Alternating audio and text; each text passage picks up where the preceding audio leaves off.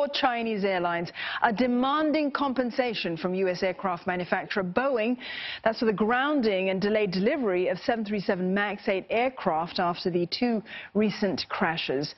Air China, China Southern, China Eastern, China's 3 biggest airlines, as well as Xiamen Air, have all filed claims. Now, China Southern is also Asia's largest by fleet size, while China Eastern is China's number 2. Air China is, of course, the state's flag carrier. Now, it is the latest blow for Boeing, which is still reeling from the fallout of the 2 crashes that combined that took 364 lives. Now, China was the first country to announce that it would ground the 737 MAX planes globally following the March crash of Ethiopian Airlines. It's a costly precaution, though. The grounding affected the planes, all 96 planes, or approximately 4% of China's airplane supply. Now, China's 3 biggest carriers run 53 out of those 96 planes. Analysts have put a price tag of approximately $14.5 thousand per aircraft per day. That is for the grounding of those planes. And this follows on the heels of other international airlines, of course, demanding financial reimbursement, including Turkish Airlines as well as Ryanair. Now, mixed reaction from investors today on that news. Air China shares up some 0.4%, while both China Eastern and China Southern are down at the close of trading today. Now, meanwhile, global aviation regulators will meet officials from the U.S. Federal Aviation Administration in Texas on Thursday in a bid to address the ongoing concerns with the Boeing 737 MAX planes.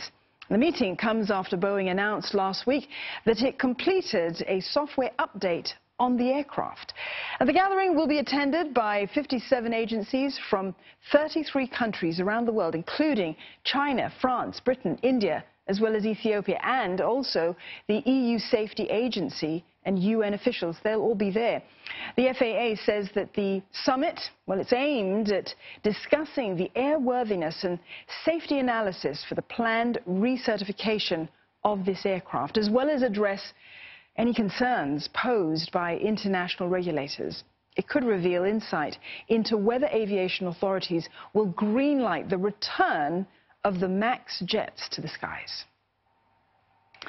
Now, shares in Chinese surveillance firm HIK Vision have plunged following reports that Washington is considering banning them from buying U.S. components. This comes after Huawei was blacklisted just last week. HIK Vision is the world's largest seller of surveillance equipment, and its shares ended the day over 5.5% lower. The New York Times first reported on the possible action. It said that the restrictions would limit HIK Vision's ability to buy U.S. tech. American companies may also have to obtain government approval to supply components to the Chinese firm. HIK Vision has a market value of more than $37 billion. Its products, including CCTVs and thermal cameras, are used in public places in China, including in Xinjiang. Now, China's foreign ministry has responded to these reports. It has urged the United States to provide a fair environment for Chinese firms and says that it opposes America's abuse of national power to smear Chinese companies. Now, more bad news for Huawei in the meantime. British telecoms giant EE says that it is cutting Huawei technology out of its upcoming 5G network. EE was supposed to bring the Chinese tech company's first 5G phone to Britain. It's not the only British company to get cold feet, though. Chip designer ARM has also suspended business with Huawei after a U.S. ban on American companies selling tech to the tech giant. Meanwhile, 2 of Japan's top mobile phone carriers say that they're going to delay releasing Huawei's new phones. A third, Japan's largest carrier, NTT Docomo, is also considering similar action. Earlier this week, Google said that it was going to cut its ties between its Android operating system and Huawei, thanks to an executive order by Donald Trump, the U.S. president, a move that will affect millions of consumers. And for more on the ongoing trade tensions, we're joined in studio by Dr. Henry Gao, Associate Professor at Singapore Management University. Dr. Gao, thank you for joining us. A lot of conflict and contention to get through, but first, let's get your thoughts on these major Chinese airlines and what they're sort of doing with Boeing. Your thoughts?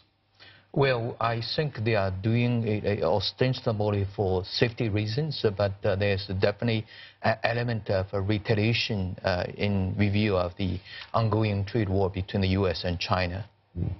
Okay, so is that why the Chinese airlines are going after Boeing? Do you think that, after the meeting that they're going to have with the FAA saying that, they're going to declare the airworthiness of the plane and that, it's going to have a software update, do you think Chinese Airlines, China itself, would then allow its, 737 MAX 8s to go in the air, to fly? Well, I doubt so, because China actually was the first country to ground these planes, and China will probably be the last, because the Chinese review air safety very seriously. And if you ever been to China, there are all these delays and cancellations of flights, all due to safety reasons. So I think China is going to be very cautious on this issue, and they probably have to conduct their own evaluations before they decide that these planes can be back in the air.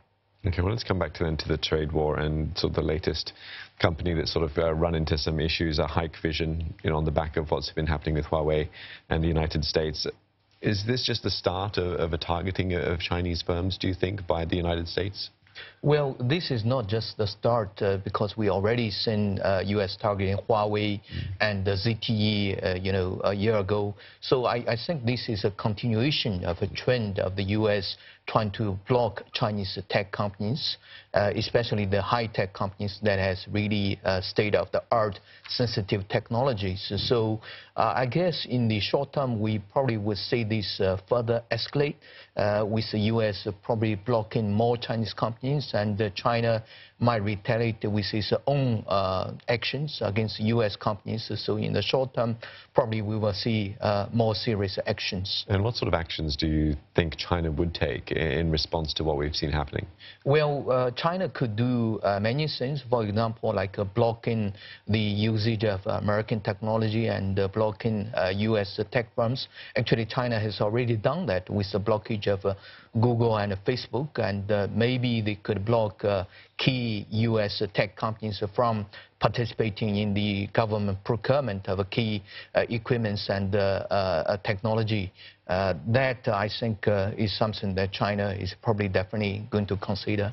Okay, and with the rhetoric coming now from or the language that Xi Jinping is referring to, the Long March, should we ourselves also be sort of bracing ourselves for this to play out a bit longer? Well, I think this language of a long march definitely shows that he's serious about this. And he's basically calling for the whole country, to watch out and to be prepared for harder days to come. And I think that is almost like, kind of a warning of an oncoming war with the U.S. So we have to take this seriously, because if the trade war between U.S. and China continues, Singapore is definitely going to be affected, given that Singapore is one of the largest transshipment centers in the world, and a lot of traffic comes from either the U.S. or China. So I'm quite pessimistic at this moment. All right. Well, thank you very much for coming in, sharing your thoughts with us. Dr. Henry Gao, Associate Professor at Singapore Management University.